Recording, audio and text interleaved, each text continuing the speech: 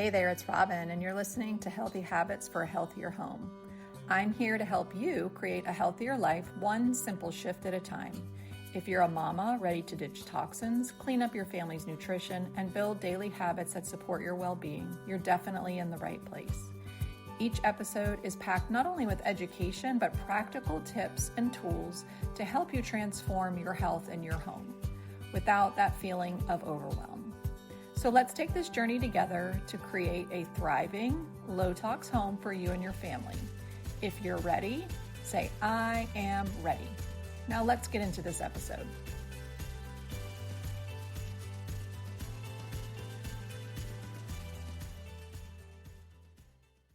Hey y'all, I am super excited today. We have Dr. Nicole Cain on, and I know you're going to get so much from this episode. You'll have so many 1% shifts to take away and try on. I think this episode is really going to resonate. So welcome, Nicole. How are you doing? I'm so good. Happy to be here. This is going to be probably the highlight of my day, chatting with you. I love podcasting is my favorite. I love meeting people and just hearing their story. So let's start there. I would love to know, you have written a book called Panic Proof, and that is really what drew me to you. I love your content, and all the things you say, I think, are things that people need to hear.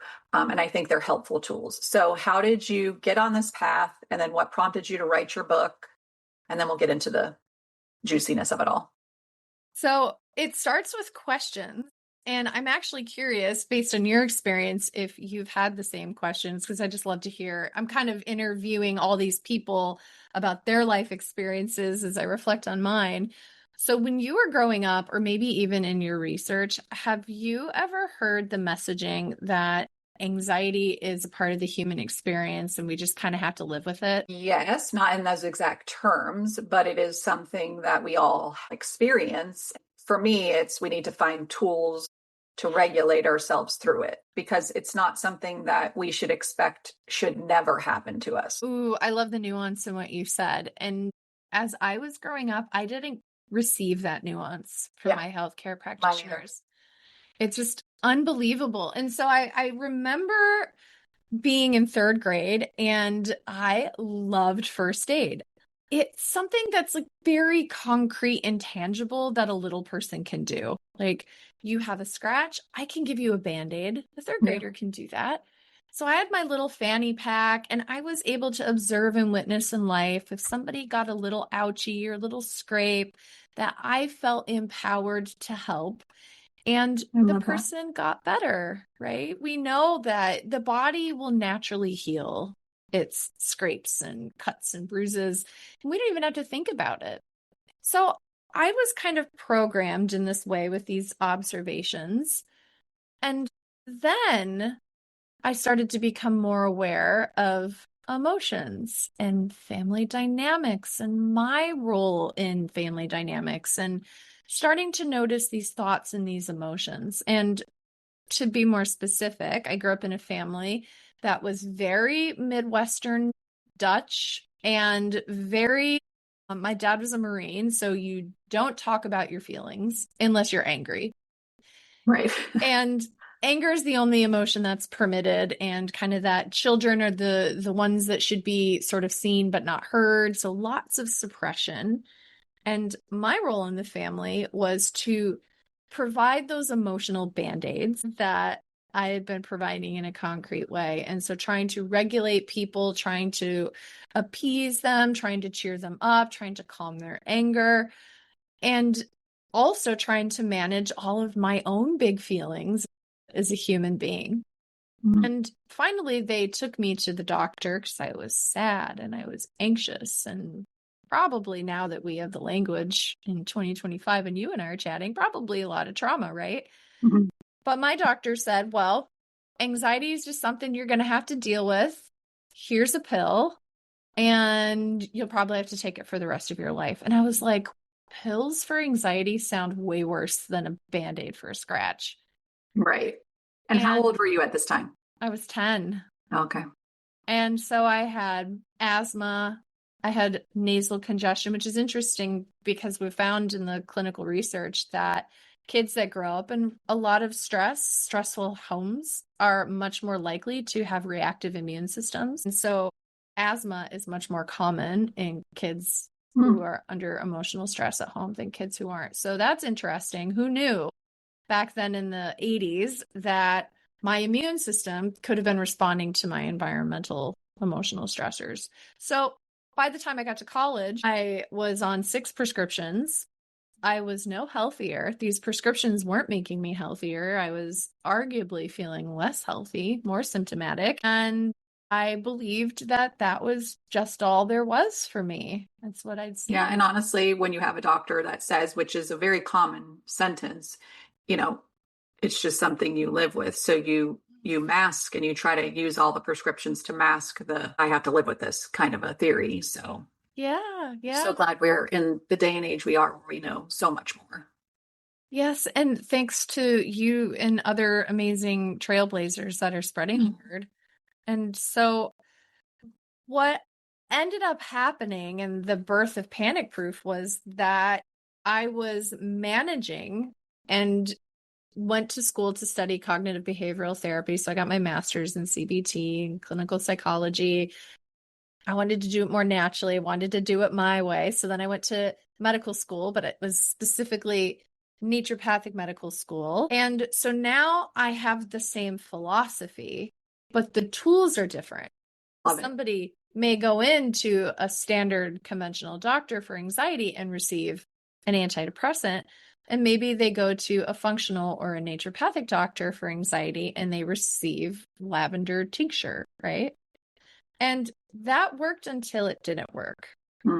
And in 2015, I hit this not sort of rock bottom, this true rock bottom. Terrible panic, terrible anxiety. I lost so much weight. I stopped having my period. I wasn't able to sleep. I wasn't able to eat. It was just so devastatingly debilitating. And the symptoms that I had been trying to suppress, avoid, ignore, manage, or otherwise target, it didn't work anymore. It's like playing a game of whack-a-mole. And so many people go through life feeling like this. Like, I've tried everything and nothing works. It's like you're sitting on those sharp, spiky tacks, and maybe a chiropractor will take out one of the tacks, but it still hurts. And so there's lots of tacks. So what ended up coming out of that rock bottom, and I'm so grateful for the opportunity to have alchemized that, what came from it is to then start to look at the why, to start asking a lot of whys. Why am I anxious? Why can't I sleep at night? Why is my chest on fire? Why can't I breathe through my nose? What is my body trying to tell me? And instead of trying to suppress and manage the symptoms, I started to lean into the wisdom of the symptoms. And once the philosophy changed, all of the treatments started to change. And that's when the magic started to happen. And I would argue that the science proves that anxiety is our body's solution to a problem, and that our jobs are to figure out how to respond and to actually heal. And so that's what the book is. I love it. And a couple of things that are really standing out that you said, it's like up until now and still now, if you're just mainstream conventional, you never get asked the whys. And the whys are really what is needed for you to be able to process something, to be able to move through it, and then decide if it's serving you, not serving you any longer, what it did for you at the time. Like, there's just a whole process to go through. And it's not just, oh, this happened to you when you were a kid. Oh, well, just forget about it. It's like, no, because you don't forget about it. Your subconscious does not forget about it. But recognizing that, oh, I feel this way and it's possibly due to something, but that something no longer serves me. So I need to figure out something different.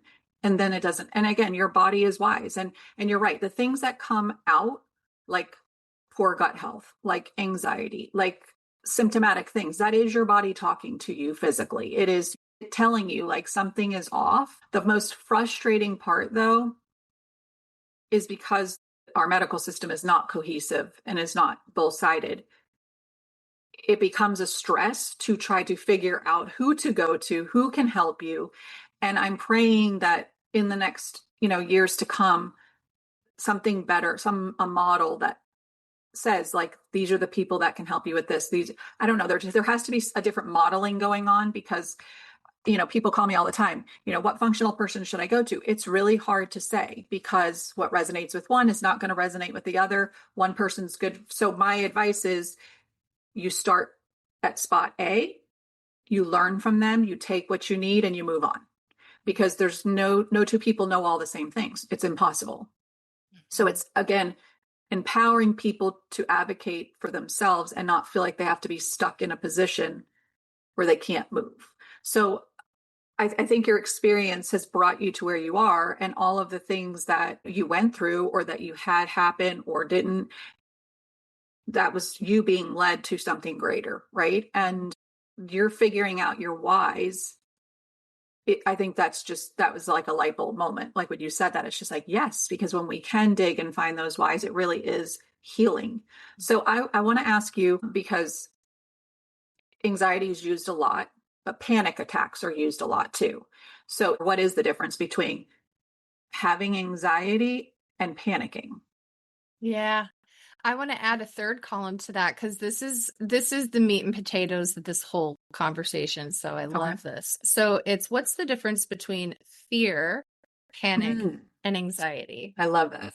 So we start with Susie, who lives during the prehistoric era, and she's gathering berries and she hears a growling in the distance.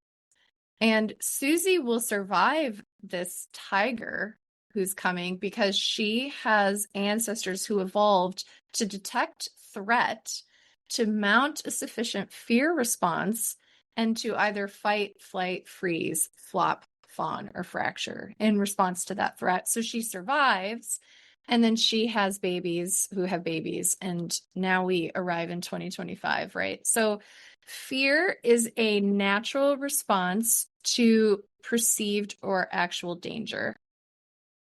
The difference is that in our modern era, we can experience that exact same set of sensations and emotions when we're actually safe and driving down the interstate, or when our kids are dawdling in the morning and we have a deadline and we're running late, or when we have an exam or a public speaking, when we're not actually in danger, but those same biological responses are going into play. So now we have anxiety and panic. The DSM, which is this big pink book for those who are watching the video, over my shoulder, I have a big purple book here. I said pink. Oh, okay. Got it. Yep. The big purple book here, this is the Diagnostic Statistical Manual, and this is created by the American Psychiatric Association, and it's the gold standard of diagnosis, where we take symptoms and we put them into major categories, and really, by and large, they're fairly arbitrary. So they would tell you that anxiety is something that we feel more days than not. It can interfere with our ability to function. Anxiety attacks are flares of that generalized anxiety, versus panic, they would define as coming out of the blue. But the research would argue otherwise. The research doesn't back this up. It takes so much time. There's so much caution tape, red tape, so much that slows down the innovation of diagnostics. But what we're actually finding is that the fear response is on a continuum, where on one end of the continuum, the body may whisper, and on the other end of the continuum, the body will shout. So I use it in the book. I talk about stoplight strategies. Green light is when we're grounded. Maybe you've studied polyvagal, and they call this your ventral vagal. You feel calm, you feel grounded, you feel connected to other people, you feel relaxed, physically, emotionally, mentally, you feel like yourself. And then there's a little bit of activation, and it could be fun activation. It could be stressful. It could be dangerous activation. But that's the moment when we notice, ooh, I'm a little bit activated.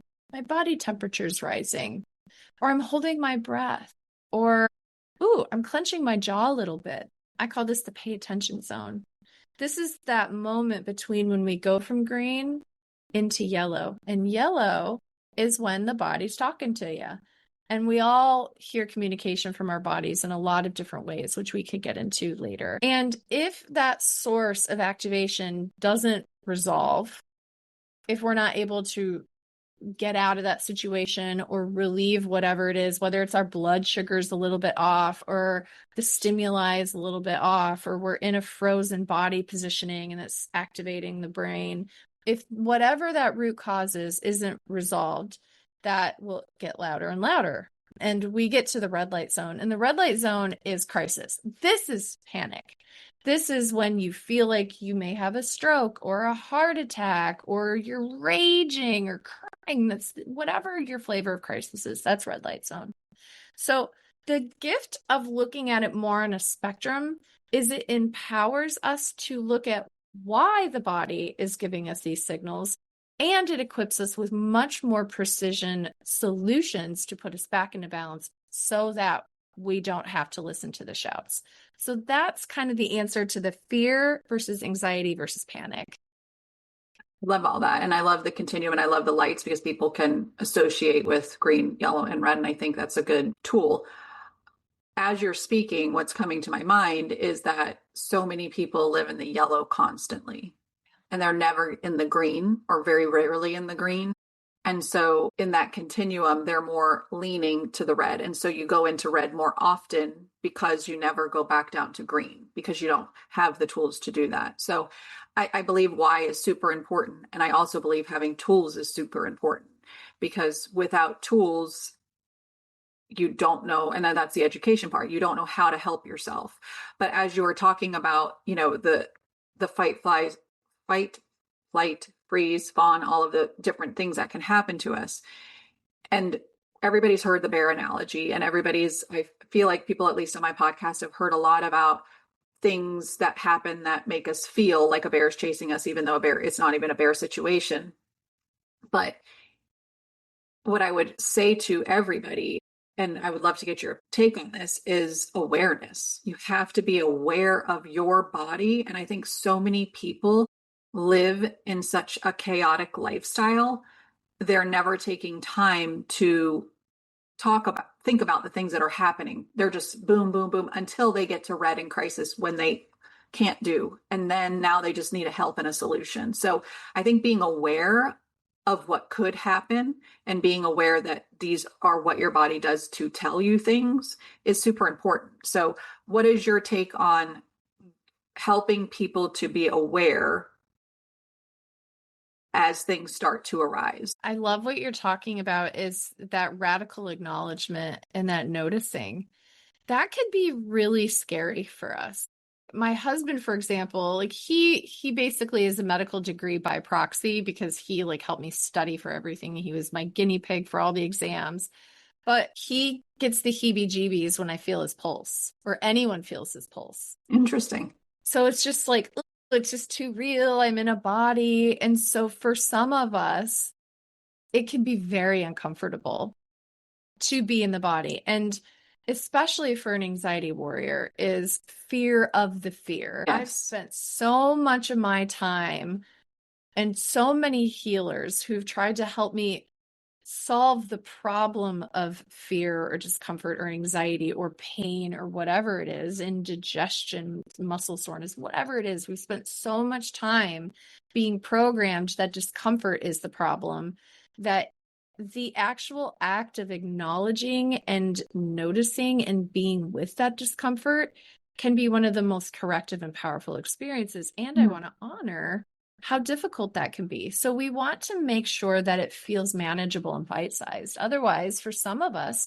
it could be a fire hose to the face of, oh, now I'm noticing everything. And what do I do with that? Right. And so a practical strategy that I would even suggest, if any of your listeners have young kids, is that we just practice interoceptive awareness. So maybe while we're brushing our teeth, every single morning and every single night while we're brushing our teeth, instead of pulling up YouTube or Instagram or walking around the house, is maybe just notice what the toothbrush feels like in your mouth.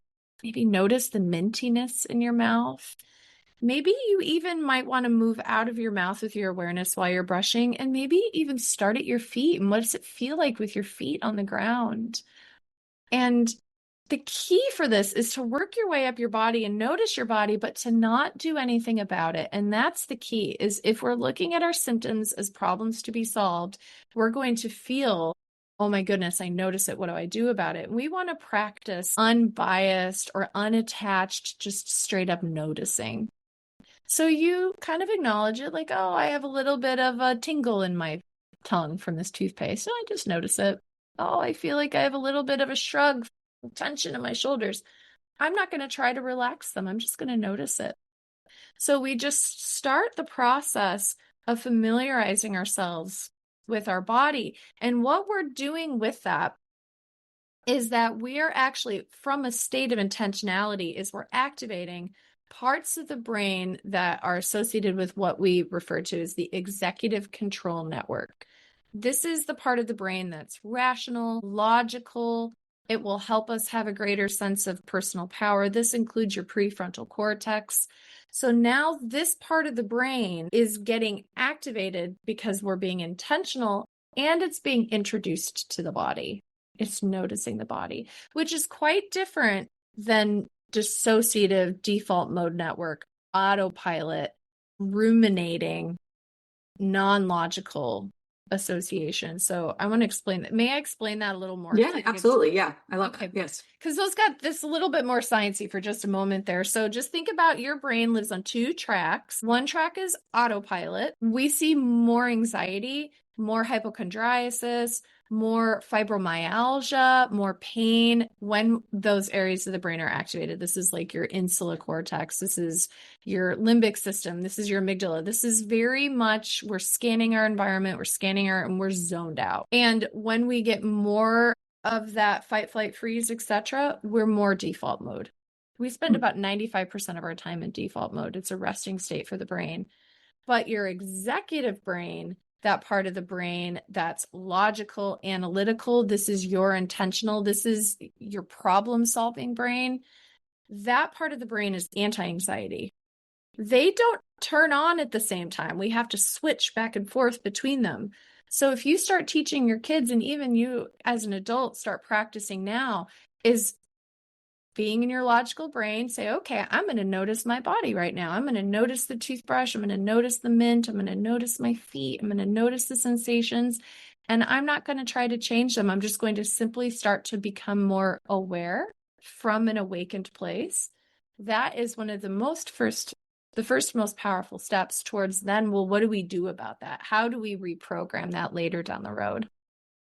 Yeah, and I love that. And it's kind of like a step before grounding, right? It's a step of awareness. And it's interesting because what I did teach my kids are the five senses of like when you do start to feel a rise, if you start to feel like your body's getting dysregulated, it's like, and the toothbrush thing is a great analogy because it's like your taste, your smell, your sense, feeling like figuring out what your body's doing. And I think the more that you practice that, the more aware you become, and then you can start to shift. I think your body naturally will shift and kind of come down. Because again, when you go in to brush your teeth, you're right. You're just on autopilot. You're just doing whatever, and whatever is happening around you, like whether you got to hurry up and make kids lunch or, you just had a bad day or whatever. It's like all of that stuff is inside of you still while you're standing there. And so like, notice those tense shoulders, and notice like how your gut feels and all of the things. I think I love that. I love that as being a first step to be aware of how your body feels. Because I feel like a lot of people are not associated with their body. I feel like they like you said, it's like, yeah, it's like neck up, you get the therapy part, but you never think about the factors of your body. So everybody can do that. That's listening. That's definitely a 1% shift you can take away when you're brushing your teeth tonight or tomorrow. And again, do it with your kids too. And if you have older kids, mention it to them and have them, they listen, even though we think they're not listening. These 19 and 22, they do listen. Any wisdom we can share with ourselves and with our families is what's going to help us to empower ourselves to be our healthiest version. So thank you for sharing that tangible, tactical takeaway for us. I want to just kind of back up for a second, because when people's bodies are dysregulated, when they may feel anxiety, what are some of the factors that people might not think about that could be part of the why? Does that make sense? Yeah. And this I was hoping that you were going to circle back to this because you said something really wise in the beginning as you're referring to how our healthcare system is so siloed. And so you go to, if you have symptoms in your bladder, you go to a urologist. If you have symptoms in your gut, you go to a gastroenterologist. If you have symptoms of anxiety, you see a psychiatrist. You have symptoms of heart palpitations, you see a cardiologist. And so everything is so siloed. And we don't do that with mechanics. Your car isn't starting. A mechanic is going to look at the entire car within reason and try to figure out, is it the spark plugs or the starter or the alternator? Or is there something is there gas in the gas tank? Is there oil in the oil tank, right? They're going to look at the totality, but we don't see much of that in modern medicine. We have a primary care, but oftentimes the primary care, the insurance model is such that they have 10 minutes with you max. And they're just trying to manage you acutely with something to relieve your suffering. And so that's kind of goes back to my suffering is a problem. My well-intended doctor wants to relieve that suffering. So they give me something to suppress it. They aren't the people who are often equipped and empowered with the ability to ask the why and go to the root cause. So the question is, well, how do we start to figure that out? And largely that's going to fall upon you as the listener, us as the individuals. We are the car. And so we want to empower you with the ability to think about it in a new way that you can then bring to your doctor to ask empowered questions, collaborate, and then perhaps, as you said, move on to the next expert, collaborate, and really create a whole cohesive picture. So where I would start with every single person is we start by getting a really good history. So number one is write down your origin story. What was it like for you as a child? What was your role? What was your birth like? Were you breastfed? Were you adopted? Were you given prescriptions? Did you have vaccine reactions? Did you have any health crises? Did you live in a moldy building, or did one of your parents work at Dow Chemical? Just write down as much as you can think of. And maybe if you feel comfy, is ask your siblings if you have them, ask your caretakers if they're still living, what it was like in your culture, in your home, in your house. And so once we know, we get a big dump, it could fill pages, it could fill one paragraph, then we're going to plot that on a timeline. And we're going to plot like, okay, this major thing happened on this date at this time, this major thing happened. So you're going to do that from birth to present. And then you're going to start thinking about your symptoms. And I always love to ask my patients, if we had a magic wand and could get rid of the top 5 things in order of importance for you, what would those be? So maybe it's anxiety, insomnia, headaches, constipation, and feeling a lack of confidence. So then you look at those symptoms and then you go back and you say, okay, well, when is the very first time I remember feeling anxious? Oh, okay, that was probably around 2002. And so then you plot that as early as you can remember. You plot that at 2002, and then you look at what was going on at that time or before and see if there may be any connection. So for example, for me and my story is my symptoms all started when I was 4 years old, and my mom went back to work and we moved to a new home. So my pre-kindergarten class changed. My mom, that attachment was severed. She was going back to work, and I was told that I started screaming in the middle of the night. And that little part, the body keeps the score. The body remembers that little part had difficulty sleeping. She felt scared and stressed, and there's a lot of turmoil. So the question is there any literature, any scientific studies that would support that original event for me could be impacting me when I'm 35 years old, right? And the research says yes. We see this coming out of the adverse childhood events studies that was done by Kaiser Permanente and the CDC. We see this coming out of the research for EMDR, other trauma informed. We see this in the book, The Body Keeps the Score by Bessel van der Kolk. We see this. And that may be a correlation, does not imply causation, but it's something to be curious about. So for me, I was curious, does my anxiety and sleep have anything to do with when it began when I was 4? I went and I did EMDR and I did internal family systems. And you want to know, my sleep got a lot better. But something else that happened at that time is I started to get a lot of allergies.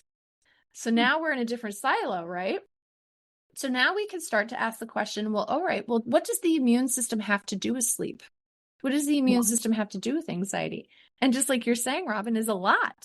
In fact, histamine, that chemical that gives us the itchy eyes, the scratchy throat, the watery nose, that same chemical is as stimulating to our nervous system as adrenaline. Interesting. So now we're starting to see how they could go together. So then we start asking questions about the immune system. Well, what's my diet like? Do I have allergies? What's my environment like? And there's a ton of really great resources online where you could go to these great doctors that write blogs about immune system. What are signs that my immune system may be out of balance? What are tests that I might run to learn about my immune system? What are things that we could do to recalibrate?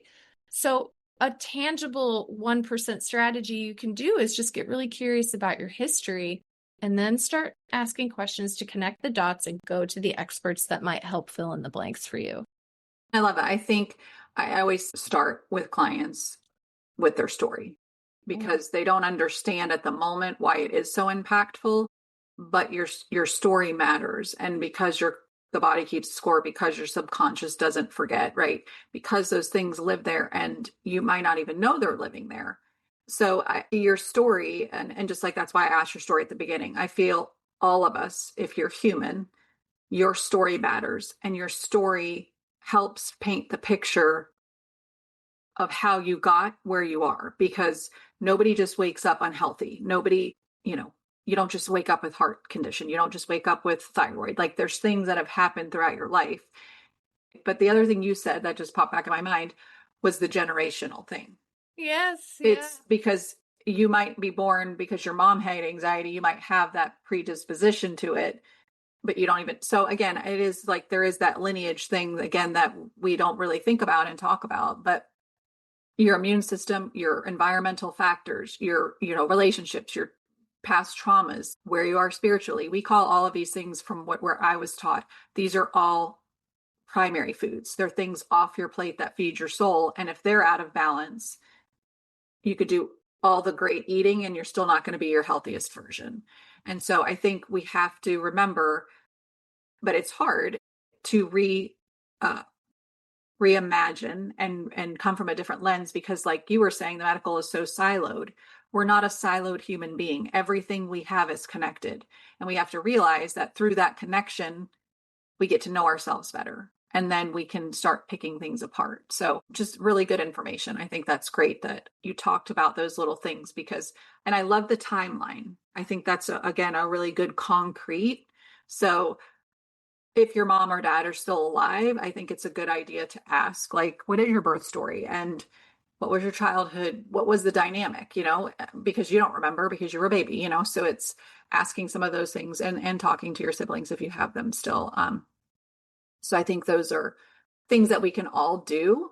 I want to just shift a little bit because we're looking back, we're seeing our history, but when somebody is going through what's diagnosed or considered to be anxiety, what are some of the outward experiences people can feel or have that would say this could be that?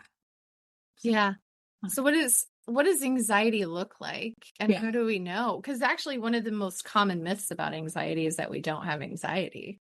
Right. So what does it look like? Because if we were to put on our researcher's hat and go out into the city center where we live and ask every single person we encounter, what is it like for you when you're stressed or when you're anxious or when you're overwhelmed? We're going to get a lot of different answers. So I did a lit analysis and I looked at all of the different types of answers that people gave when they were asking these questions. I looked at my clinical experience working with patients and of course my experience as what it means to be human, and found that anxiety can be divided into approximately 9 categories. The gift of categorization, just like with the DSM, the gift of categorization is it opens the doors for better research and it opens the doors for more questions. And it can also help us zero in on where we might focus in asking the questions. And otherwise, it could be a huge, right. And I also like it. I like it because we think that way. You Yeah. know, that's just linear. It's like how our brain thinks for most people. You're not labeling yourself, but it does allow you to understand better that this thing could be part of this thing. And people haven't been taught that yet. So I'm curious, what are those 9 things? Yes, I call these the 9 types of anxiety. The quiz for that is in the book Panic Proof, but you can also take it for free on my website, Okay. drnicolecain.com, the 9 types of anxiety. And all And of this I will drop in the show notes. So if you're driving or you're walking and you don't have a pen or pencil, I'll don't fret. Yeah, don't fret. We'll put it in the show notes. So the first one is thought anxiety. So this is if you get racing thoughts, looping thoughts, obsessive thoughts, maybe you get depressed thoughts, future tripping thoughts, or maybe your brain goes blank. Like you're asked a question and you're like, nope, my brain is blank. Sorry. Hmm. ADHD. Oftentimes I see people are given a diagnosis of ADHD when really what's driving it is anxiety. It's a fear response. And so that's thought anxiety. We have chest anxiety. This is anxiety where we feel like our heart is pounding or we're skipping beats, or maybe you feel like you can't get a big enough breath. One of the main causes of emergency room visits is that people are concerned that they're having a heart attack, but over 80% of those, it's not a heart attack. Their heart is healthy. It's anxiety. So chest anxiety. We've gut anxiety. So I see this a ton in kids and adolescents: gas, bloating, nausea, vomiting. I'm so nervous. I don't want to go to school. My tummy is upset, right? So the gut talks. We've studied ad nauseum the gut brain axis. The gut has a lot to say. In fact, the communication highway between the gut and brain is bidirectional, but the gut does over 80% of that communicating.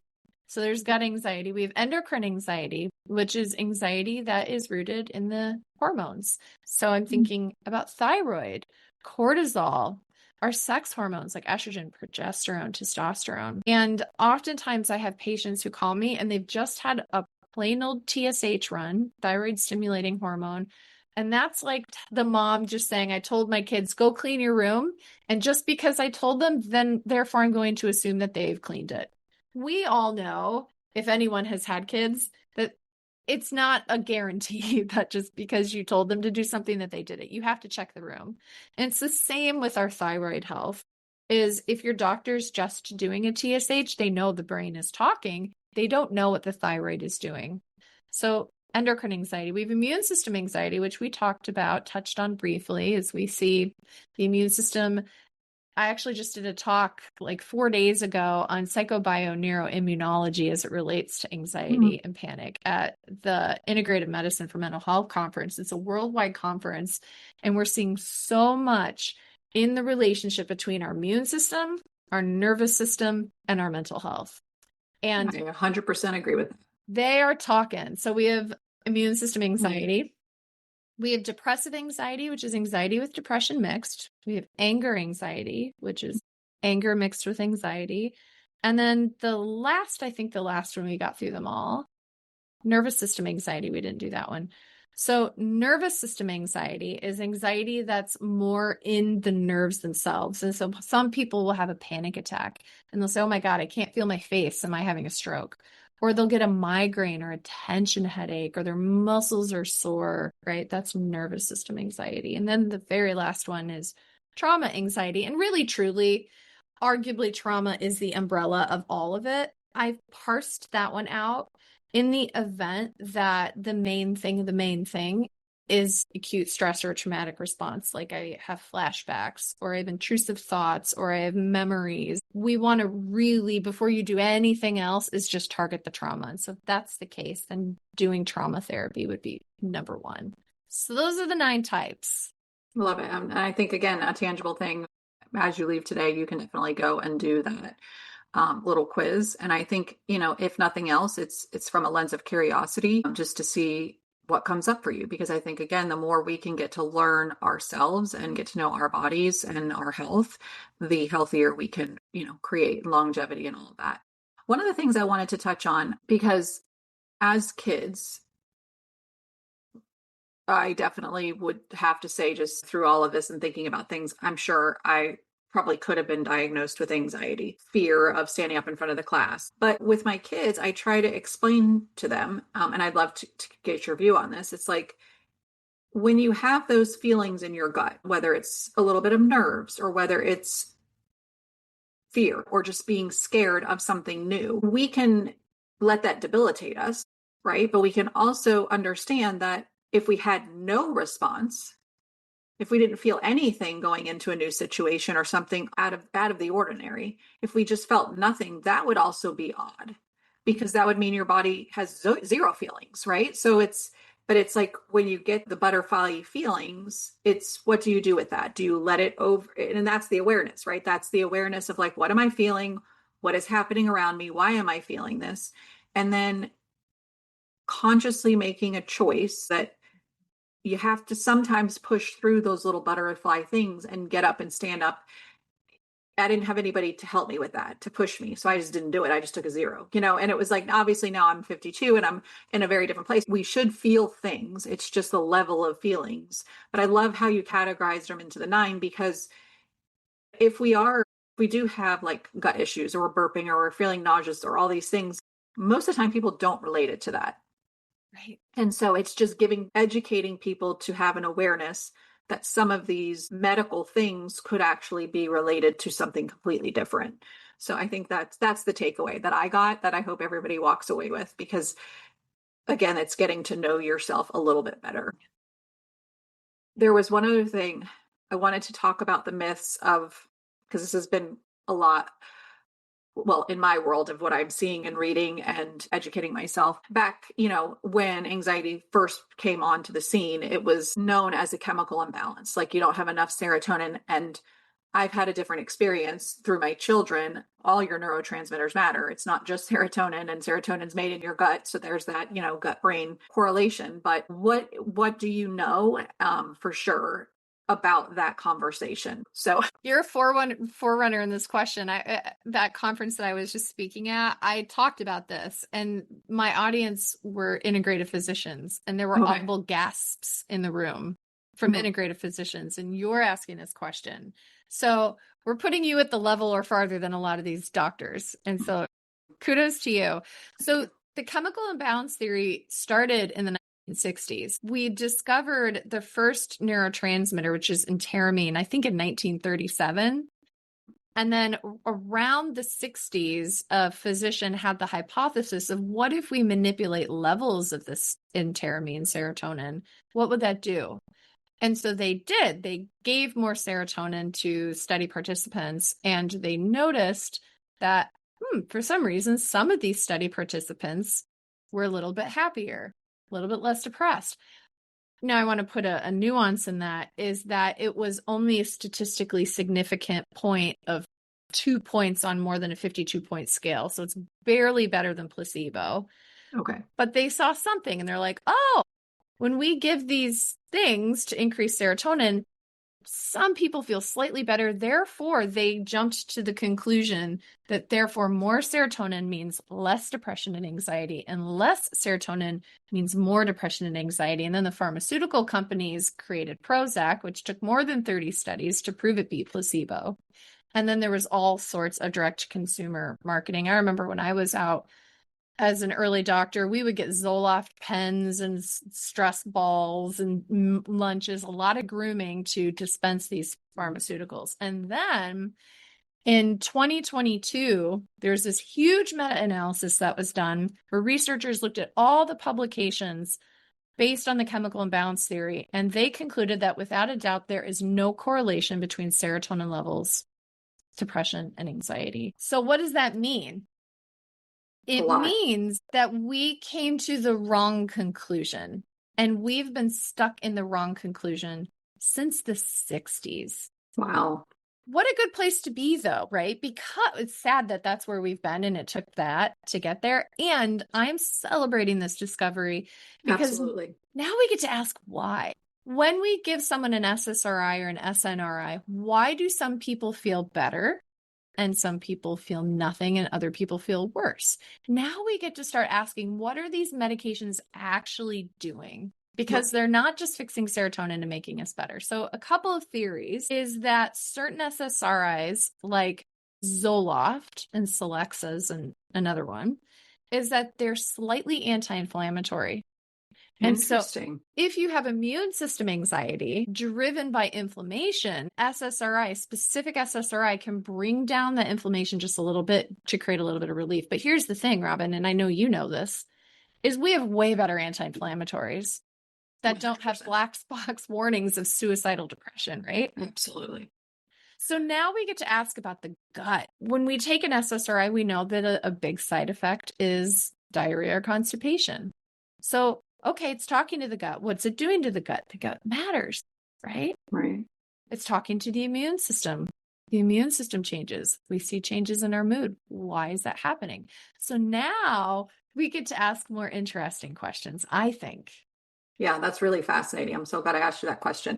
And again, I'm not here casting judgment on people that take an SSRI or an SSRM, because sometimes it is absolutely needed to help somebody while they're helping themselves with other modalities. But what I would caution people that I've learned along the way is, before jumping on something, one of the questions I would wholeheartedly ask is for the blood test to see which of the drugs, basically there is a blood test that you can do that tells you what drugs you're more compatible with due to your genetics, because your genetics is something that people, I think it's coming to the forefront a little bit more, but I think genetics is something that people are not and have not really taken into consideration.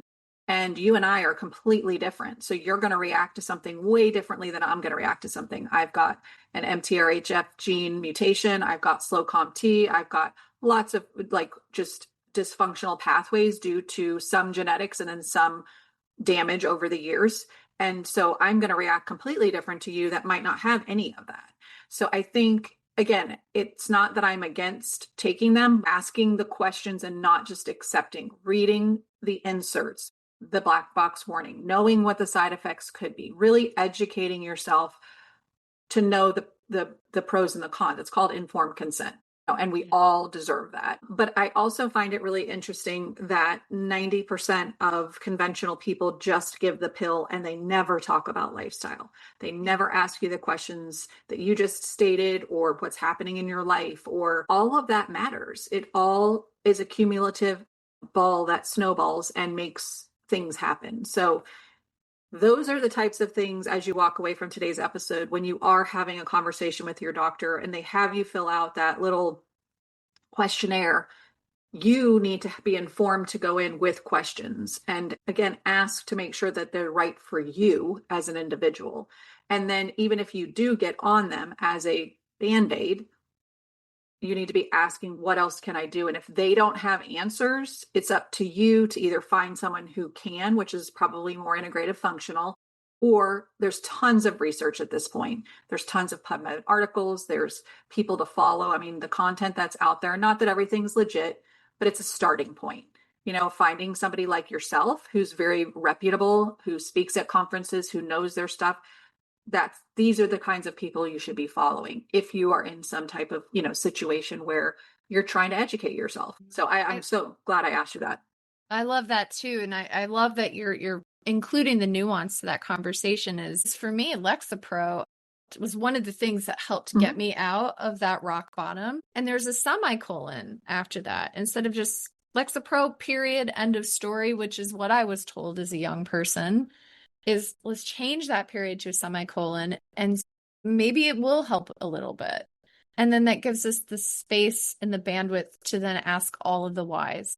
Yes, exactly. I really, really honor. And I wish there were more practitioners doing that. I think our insurance model system sets us up for failure in many ways. And so it's going to reside on you as the empowered listener, as the mom, as the friend, the daughter, the sister, to ask those questions and to find the practitioner. So I'm curious, because you said semicolon. So the Lexapro helped you, which again, I think it's great that you had something that could help you to give you the mental bandwidth to be able to. So what came after your semicolon? Like, what were some of the non-traditional things that aren't spoken about in a conventional doctor's office that really truly helped you to get back to thriving, aside from the trauma part or the childhood things and things like that? What were some tactical things that you started to do? I did all of the the beautiful, wonderful things because I'm a naturopath. So I've done the herbs, the nervous system reprogramming, the amygdala deamplification, and acupuncture and diet and habits.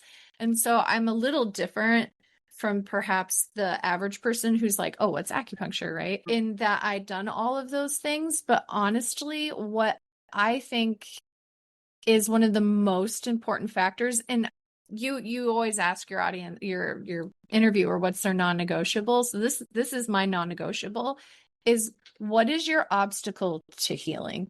Because here's the thing, if somebody comes in and they're like, my toe hurts, my toe is like hurting so bad, I'm limping when I'm walking, I can give you all of the things to heal that toe so it doesn't hurt. I can do that like a boss. I'm really good at that. But then you come back next week and it's hurting again. You come back the week after and it's hurting again. So if we get curious and we ask why, we may find out that you go bowling and every week you accidentally drop that bowling ball on that toe.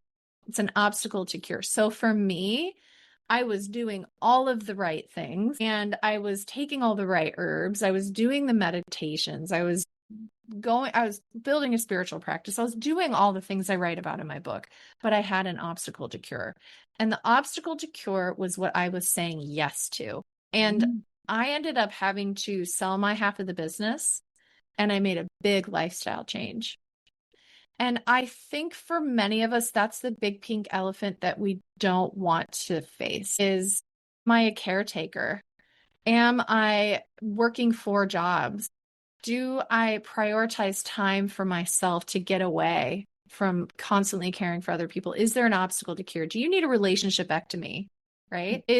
What is getting in the way of your body, your mind, and your nervous system doing what it is naturally designed to do? So if you've been trying all the things, that may be the question. And that's what it was for me, is what's your obstacle to cure? I absolutely love that.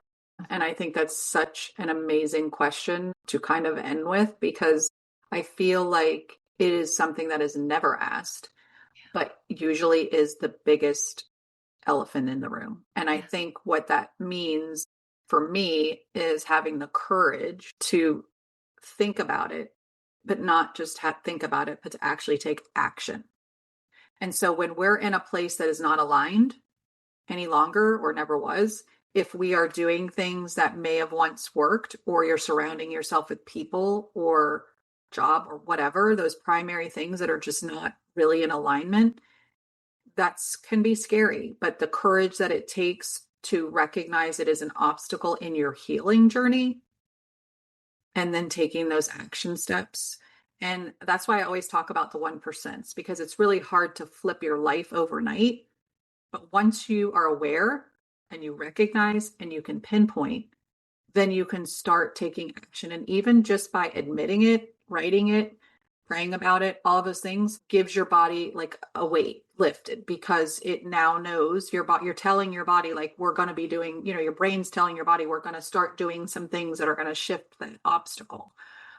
And it might take time, but and when you said caregiver, that rang very deep in my soul right now, because I am caring for my mom, but I cared for her 2 different separate times. And the first time I did not have the proper skills, and I hadn't really done the look back at my life and see why I was behaving in some of the ways, right? And then in this new chapter of her doing caregiving again, I do have those tools, and I know that I need to take the time for myself. And I know that I'm not responsible for all of it. And building that team, and that was the obstacle. The obstacle was my mind thinking I had to do it all. And once I recognized that, and then I was like, that's not my job. My job is to build the care team for her, to make sure she's supported and loved the best, and be her daughter. So that when you're talking about obstacles come in all shapes and sizes. That's what my example is different than leaving a job, but I just wanted to tell people another side of it, because sometimes it's an emotional thing. It's not just, or an expectation you think, because again, of how you grew up, you were expected to do certain things. And so the bottom line of that is just that obstacles come in all shapes and sizes and forms, and no one is better or less, greater or less than the other. So we just have to recognize and honor it. I really admire that so much, that level of self-reflection, because there's so much that's entwined in that of I should do this, I should say yes, I must, so really asking questions of, did this come from me? Is this my belief? Is this a belief or a pattern I inherited? And as you were saying, there's really no right or wrong answer, generally speaking, but really personal. And so having the bravery to even think about that and ask that question. It's uncomfortable. And again, it's just not something, it's uncomfortable because we haven't been taught to do it. And I think, honestly, we can start even in kindergarten, first grade, like, what is your obstacle here? And having kids think in that manner would really set them up for a brighter future when they get to the hard things that mean more than the things when you're in kindergarten. And again, the things in kindergarten are just as important. They're just at a different level. So as we end, she did tell us her non-negotiable, but I want to tell you guys that, this book isn't just a book to read. It's educational, it's informative. And if you have ever experienced or you're experiencing or your children are, it's just something that I feel like everybody should own, read, and then even if you don't even use it for yourself, tell other people about it, because this is how we heal, is by uplifting other people and helping them discern what is meant for them and not meant for them and things like that. I'm so happy that you wrote that book, and I'm very, very, very happy to have met you today. I feel like we're definitely just started the beginning of a relationship, and I can't wait to see where it takes us. So for all of you listening, again, I know that you can take away tons of different 1% shifts, create some new habits, and really start to bring yourself into the space where you want to heal yourself. So any final words that you have? Just that the results of this work are just so absolutely incredible. It doesn't have to be just surviving. You can really, truly thrive. And so have high expectations, my friends. I love it. All right. Take care, y'all, and I'll see you next week. That episode had so many great takeaways. I hope you feel inspired and more empowered to make small 1% shifts on your wellness journey this week. I'd love to hear what resonated with you. If you want to leave a review, share your thoughts, and let me know how you're going to be implementing these 1% shifts into your life. And don't forget to subscribe and share this episode with another mama who could use a little wellness love. Want to stay connected? Join me on Instagram and Facebook at Live Life Balanced with Robin. Check out my website at livelifebalancedwithrobin.com for more resources, and grab yourself some freebies while you're there. Until next time, I hope you find peace, love, and light by breathing, being present, and allowing for all possibilities to come your way. See y'all next week. Love to y'all.